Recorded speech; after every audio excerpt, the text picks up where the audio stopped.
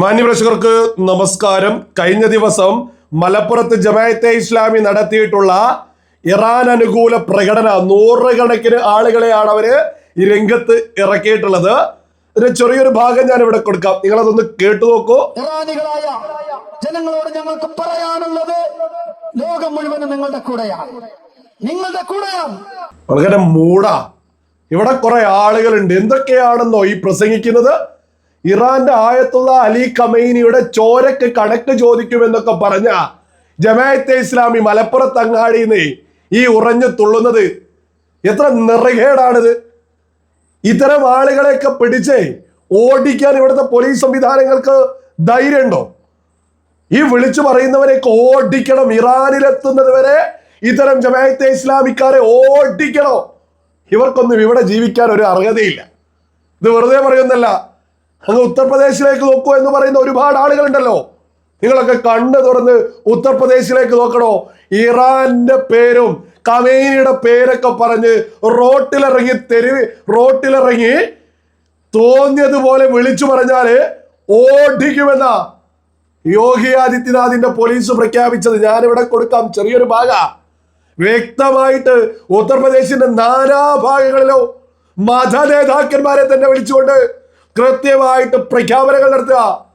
ഓരോ പ്രധാനപ്പെട്ട ഏരിയയിലും പ്രധാനപ്പെട്ട ജില്ലകളില് പ്രധാനപ്പെട്ട പോലീസ് മേധാവികൾ അവരെ വിളിച്ചു വരുത്തിയിട്ട് വെട്ടി തുറന്ന് മുഖത്ത് നോക്കി അങ്ങ് കാര്യം പറയുന്നുണ്ട്. നിങ്ങൾ അതൊന്ന് കേട്ടു നോക്കൂ. इजराइल के बीच में और वो बीच में ना अपनी टंगड़ी घुसाए पड़े हैं। भाई अगर इतनी दिक्कत है तो आप बैठ जाओ जहाज में। जब जहाज लेने जा रहा है वहां ईरान में फंसे हुए भारतीयों को, तो जहाज में बैठ जाओ और चले जाओ और जाओ लड़ो ईरान की तरफ से, लौट के आ जाओ. നിങ്ങൾ കേട്ടില്ലേ? ഞാൻ അതിന്റെ പരിഭാഷ ഒന്ന് വായിച്ചു കേൾപ്പിക്കാം. ഇറാനും ഇസ്രായേലും തമ്മിലുള്ള സംഘർഷത്തെ കുറിച്ച് ധാരാളം ആളുകൾ ആശങ്കാകുലരാണ്. കൂടാതെ അവർ മൂക്ക് നടുവിൽ വെക്കാൻ ശ്രമിക്കുകയാണ്. നിങ്ങൾക്ക് അത്ര ആശങ്കയുണ്ടെങ്കിൽ ഇറാനിൽ കുടുങ്ങിക്കിടക്കുന്ന ഇന്ത്യക്കാരെ കൊണ്ടുവരാൻ പോകുന്ന വിമാനത്തിൽ കയറുക. വിമാനത്തിൽ കയറി പോകുക, യുദ്ധം ചെയ്യുക, ഇറാന്റെ ഭാഗത്ത് നിന്ന് മടങ്ങുക. അതായത് വ്യക്തമായിട്ട് പറയാണ്, ഇന്ത്യക്കാരെ കൊണ്ടുവരാൻ പോകുന്ന വിമാനത്തിൽ കയറി അവിടെ പോയിട്ട് യുദ്ധം ചെയ്തോണം. ഇന്ത്യൻ തെരുവില് ഇറങ്ങരുത് എന്ന് മത നേതാക്കന്മാരെ മുമ്പിൽ ഇരുത്തിക്കൊണ്ട് കൃത്യമായിട്ട് ഈ പോലീസ് മേധാവി കൃത്യമായിട്ട് പറഞ്ഞു കൊടുക്കുന്നുണ്ട് മത നേതാക്കന്മാർക്ക്. ലോകത്ത് പല പ്രശ്നങ്ങളുണ്ടാവും, പല പ്രശ്നങ്ങളും അതൊക്കെ തീർക്കാന് അവർക്കറിയാം. അതിൽ ഇവിടെ കിടന്ന് ഒരുത്തരും രംഗത്ത് ഇറങ്ങരുത് എന്ന്. പല രാജ്യങ്ങൾ, ഇറാനും ഖമൈനി കൊല്ലപ്പെട്ടതും അങ്ങനെ പല വിഷയങ്ങളുണ്ടാവും. അതൊന്നും ഈ രാജ്യത്തെ ബാധിക്കുന്നതല്ല. അത് ഈ രാജ്യത്ത് ഇടപെടാൻ സാധിക്കുന്ന ആളുകൾ അത് ഇടപെട്ടോളും. തെരുവില്, ഇന്ത്യൻ തെരുവില് ഒരാളും ഇതുമായി ബന്ധപ്പെട്ട് ഇറങ്ങരുത്. നിങ്ങൾ നിങ്ങളുടെ മതവുമായി ബന്ധപ്പെട്ട് പെരുന്നാൾ വരുന്നു, ആഘോഷങ്ങൾ നടത്തിക്കോളൂ. അതുമായി ബന്ധപ്പെട്ട എല്ലാ രീതിയിലുള്ള പിന്തുണയും പ്രഖ്യാപിക്കുന്നുണ്ട്. ഇറാന്റെ പേരും പറഞ്ഞ് ഓരോരുത്തരും ഇന്ത്യൻ തെരുവിൽ ഇറങ്ങരുത് എന്ന് യോഗി പോലീസ് ഉത്തർപ്രദേശിന്റെ എല്ലാ ഭാഗങ്ങളിലും കൃത്യമായി പ്രഖ്യാപനങ്ങൾ ഉയർത്തുന്നുണ്ട്. ഓരോരുത്തരോടും റോട്ടിലിറങ്ങിയിട്ട് ഖമൈനി എന്ന് പറഞ്ഞ് ഇറങ്ങരുത് എന്ന്. കുറച്ച് അവിടെയും ഇവിടെയൊക്കെയായി ബന്ധപ്പെട്ട ആളുകൾ നിരന്തരം രംഗത്തിറങ്ങൽ തുടങ്ങിയതോടുകൂടിയാ പോലീസ് കർശനമായിട്ട് നടപടിയുമായിട്ട് രംഗത്തെത്തിയത്. വെല്ലുവിളിക്കുക കേരള പോലീസിനെ തന്നെയാ. ഇതുപോലെ നട്ടല് നിവർത്തിക്കൊണ്ട് ഇവിടെയുള്ള ജിഹാദികളോട് ലോകത്തിന്റെ ഏതോ കോണിൽ നടക്കുന്ന പ്രശ്നത്തിന് തെരുവിലിറങ്ങി നാട്ടിൽ കലാപം ഉണ്ടാക്കരുത് എന്ന് പറയാൻ കേരള പോലീസിന് നട്ടലുണ്ടോ? ഓരോ മലയാളിയും കേരള പോലീസിനോട് ചോദിക്കേണ്ടതാണ്. ഓരോ മലയാളിയും എന്തിനാണ് ഏതോ ഖമൈനി എന്തോ ആയതിന് എന്തിനാ ഇവിടെ കിടന്ന് ഉറഞ്ഞു തുള്ളുന്നത്? മലപ്പുറത്ത് ജമാഅത്തെ ഇസ്ലാമിയൊക്കെ നിലക്ക് നിർത്താൻ ഇവിടെയുള്ള ഇടതിനെ കൊണ്ടോ അല്ലെങ്കിൽ ഈ പറയുന്ന കോൺഗ്രസിനെ കൊണ്ടോ സാധിക്കും? കോൺഗ്രസ് ചോദിക്കാറുണ്ടല്ലോ. അതീശൻ ഈ അടുത്ത് പോലും ചോദിച്ചിട്ടുണ്ട്. ഓ, ജമാഅത്തെ ഇസ്ലാമി എന്താ ചെയ്യാ? ഇതൊക്കെ തന്നെയാ ചെയ്യാ, ഇങ്ങനെയൊക്കെ തന്നെയാണ് ജമാഅത്തെ ഇസ്ലാം. എന്തിനാണ് ഖമൈനിയുടെ ചോരക്ക് കണക്ക് മലപ്പുറത്ത് നിന്ന് ഒരുത്തം വിളിച്ചു പറയാ? ബുദ്ധിയുള്ള ആളുകളെ ഇവരൊക്കെ ഭ്രാന്താണെന്ന് വിചാരിക്കൂലേ? സകല മലയാളികളും തിരിച്ചറിയാ, ഇങ്ങനെ ഈ പറയുന്ന ഈ ജമാഅത്തെ ഇസ്ലാമിക്കാര് ഈ ഖമൈനിയൊക്കെ പിന്തുണയ്ക്കണമെന്ന് ആഗ്രഹമുള്ള ആളുകളെ ഇവിടെ നിന്ന് ഓടിക്കണം. ഇവിടുന്ന് ഓടിച്ചേ പറ്റുമോ, എന്നാലേ നാട്ടിൽ സമാധാനം ഉണ്ടാവും. ഒരു തർക്കവും വേണ്ട. അത് യോഗി ആദിത്യനാഥിന്റെ പോലീസ് ചെയ്യുന്നത് പോലെ ചെയ്യണോ?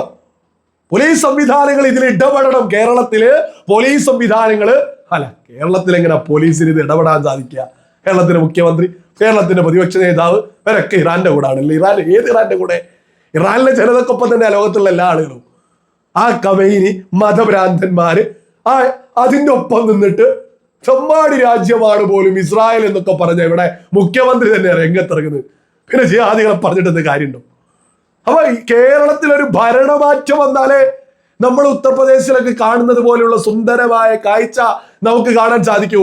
അല്ലെങ്കിലും വിവേകമുള്ള ഓരോ മലയാളിയും ഒന്ന് ചിന്തിച്ചു നോക്കൂ. ലോകത്തിന്റെ ഏതോ കോണില് ഏതെങ്കിലും ആളുകൾ കൊല്ലപ്പെടുന്നതിന് ഇവിടെ എന്തിനാ പ്രതിഷേധവും പ്രകടനം നടത്തുന്നത്? ഈ സകല ഇത്തരം ജിഹാദികളോട് പറയാനുള്ളത്, ഈ പറയുന്ന ഖമൈനിയുടെ പട്ടാളത്തിന് പോലും, ഖമൈനിയുടെ ഒരു പടക്ക് പോലും ഇസ്രായേലിൽ ഒരു ചുക്കും ചെയ്യാൻ സാധിക്കുന്നില്ല. ഒരു ചുക്കും ഇസ്രായേൽ ഇട്ട് വകയും വെക്കുന്നില്ല ഈ ഓരോറ്റ സംവിധാനത്തെയും. അപ്പൊ ഇവിടെ കിടന്ന് ഓരോരുത്തർ ചോരൊക്കെ കണക്ക് ചോദിക്കുന്നു പറഞ്ഞ് ഒരു ഉളുപ്പുമില്ലാതെ മലപ്പുറത്ത് ഇറങ്ങുക, കേരളത്തിന്റെ നാനാഭാഗങ്ങളിൽ ഇറങ്ങുക. എത്ര നെറുകേടാണെന്നോ. നാട്ടിൽ ഭിന്നിപ്പുണ്ടാവും. ഇറാന് വേണ്ടി എന്തിനാ ആളുകൾ ഇറങ്ങുന്നത്? അതെന്താ? മതം തലക്ക് പിടിച്ച ആളുകൾ. ഇനി ഏറ്റവും വലിയൊരു യാഥാർത്ഥ്യമുണ്ട്. നമ്മുടെ കേരളത്തിൽ ഏറ്റവും കൂടുതലുള്ളത് സുന്നി മുസ്ലിങ്ങളാ. ഷിയ മുസ്ലിങ്ങൾ എന്ന് പറയുന്ന പേരിന് പോലും കേരളത്തിൽ ഉണ്ടോ എന്നുള്ളത് ഒരുപാട് ചിന്തിക്കേണ്ട, ഒരുപാട് പരിശോധിക്കേണ്ട വിഷയ. പേരിന് പോലും ഷിയ മുസ്ലിങ്ങൾ ഉണ്ടോ എന്നുള്ളത്. ഈ പറയുന്ന ഖമൈനി സുന്നി മുസ്ലിങ്ങളെ കൂട്ടക്കൊല ചെയ്തിട്ടുള്ള ഒരു നേതാവ് കൂടിയാ, ഒരു ഒന്നാം തരം ജിഹാദി കൂടിയാ. എന്നിട്ടും നമ്മുടെ കേരളത്തിൽ പ്രകടന ഖമൈനിക്ക് വേണ്ടി അപ്പൊ പ്രകടനം വിളിക്കുന്ന സകലരും ജിഹാദികളല്ലേ? ഒരു തർക്കമില്ലാത്ത വിഷയമല്ലത്. കേരളത്തിൽ ആരൊക്കെ ഖമൈനിക്ക് വേണ്ടി രംഗത്തെന്നോ സുന്നി മുസ്ലിങ്ങളെ പോലും കൂട്ടക്കൊല നടത്തിയിട്ടുള്ള ഒരാളാ ഈ പറയുന്ന ഖമൈനി. ഒരു തർക്കമില്ലാത്ത വിഷയത്തില് ഏത് അന്താരാഷ്ട്ര മാധ്യമങ്ങളിലും കൃത്യമായിട്ട് കാണാൻ സാധിക്കൂ.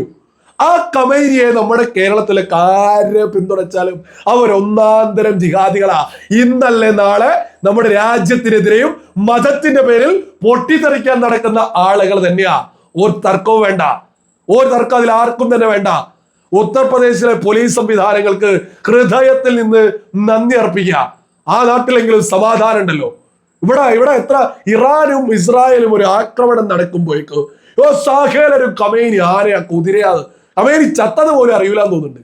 എത്ര കാലമായി ജിഹാദി തന്ത ചത്തിട്ട്, എന്നിട്ടും അതിനെയും പൊക്കി പിടിച്ച് കുറെ ആളുകൾ നടക്കുക. ആ കുതിര തീർന്നു. ഇപ്പൊ ഈ ഖമൈനി എന്തോ സംഭവമാണെന്ന് എന്തൊരവസ്ഥയാ. നമ്മുടെ കേരളത്തിൽ ഈ പറയുന്ന UDF LDF ജിഹാദികൾക്ക് വളം വെച്ചു കൊടുത്തിട്ടാ ഇറാന് വേണ്ടി എന്തിനാ നമ്മുടെ തെരുവിൽ ആളുകൾ ഇറങ്ങുന്നത്? നമ്മുടെ നാട്ടിൽ ഭിന്നിപ്പ്, മതത്തിന്റെ പേരിൽ ഭിന്നിപ്പല്ല ഉണ്ടാവുക.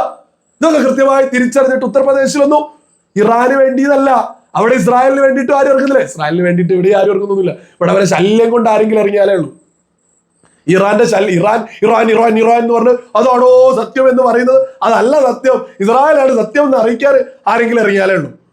ഇതൊക്കെ തന്നെ സകല ബോധമുള്ള മലയാളികളും തിരിച്ചറിയാം. നമ്മുടെ പോലീസൊക്കെ ഈ ഒരു വിഷയത്തിൽ അട്ടർ വേസ്റ്റ് ആണ്. അങ്ങേയറ്റത്തെ പരാജയ. ഉത്തർപ്രദേശ് പോലീസിനൊക്കെ ഒന്ന് കണ്ടുപഠിക്കണോ? എന്തിനാണോ ഇവിടെ ഖമൈനിക്ക് വേണ്ടി പ്രകടനം വിളിക്കുന്നത് എന്ന് ഏതെങ്കിലും പോലീസ് സംവിധാനത്തിന് നട്ടൽ നിവർത്തി ജിഹാദികളോട് ചോദിക്കാൻ എന്തെങ്കിലും സാധിക്കുമോ?